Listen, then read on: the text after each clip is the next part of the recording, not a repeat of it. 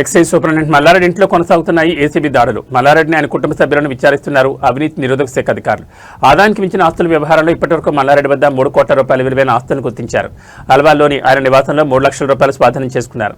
ఇప్పటివరకు నిజామాబాద్, సిద్దిపేటతో పాటు హైదరాబాద్లో ఇళ్లు, ఫ్లాట్లు గుర్తించారు. బ్యాంకు లాకర్లను గుర్తించి వాటిని తెరిస్తే ఆయనకు సంబంధించిన ఆస్తుల వివరాలు తెలుస్తాయని, ఆయన ఆస్తులకు సంబంధించిన కీలక పత్రాలను స్వాధీనం చేసుకున్నామని అధికారులు తెలిపారు. ఈ రోజు రాత్రి వరకు తనిఖీలు కొనసాగుతాయి. మల్లారెడ్డిని రిమాండ్ చేసి న్యాయస్థానం ఎదుట హాజరుపరుస్తామన్నారు. ఈరోజు జరుగుతున్న సబ్జెక్ట్స్లో accused Mallareddy sir EC excise superintendent Nizamabad గారింట్లో సోదాలు జరుగుతున్న పొద్దున్న నుంచి ఇప్పటి వరకు కొన్ని రెసిడెన్షియల్ హౌసెస్ మరియు ఒక 8 ఓపెన్ ప్లాట్స్ అట్లాగే కొన్ని అగ్రికల్చర్ ల్యాండ్స్ కూడా గుర్తించడం జరిగింది. వాటి వల్ల మొత్తం సుమారు ఒక 3 కోట్లు ఉండొచ్చు. ఇంకా కొన్ని చోట్ల సక్సెస్ జరుగుతున్నాయి.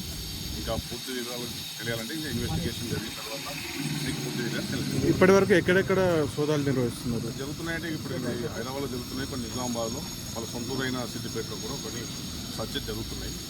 ఇంకా ఇన్వెస్టిగేషన్ కంప్లీట్. ఇంకా ఏమేమి స్వాధీనం చేసుకున్నారు ఆయన దగ్గర నుంచి? అంటే ఇప్పటివరకు అయితే మనం మార్కెట్ వాల్యూ ప్రకారం కాబట్టి 3 కోట్స్ అయితే మళ్ళీ వచ్చింది. ఇంకా ఇన్వెస్టిగేషన్ పూర్తి అయితే మిగతా వివరాలు మీకు ఏమన్నా ఈయనకి ఎవరైనా బినామీలు ఉండడం కానీ వాళ్ళ ఇంట్లో అదే నడుస్తుంది. అదే మనకి కంక్లూజన్ కాలేదు. ఓకే, ఎప్పటి వరకు ఈయన రిమాండ్ ఎప్పుడు చేస్తారు? మేబీ రేపు వరకు అయితే. ఇప్పటి వరకు ఏమైనా దొరికినాయా సార్?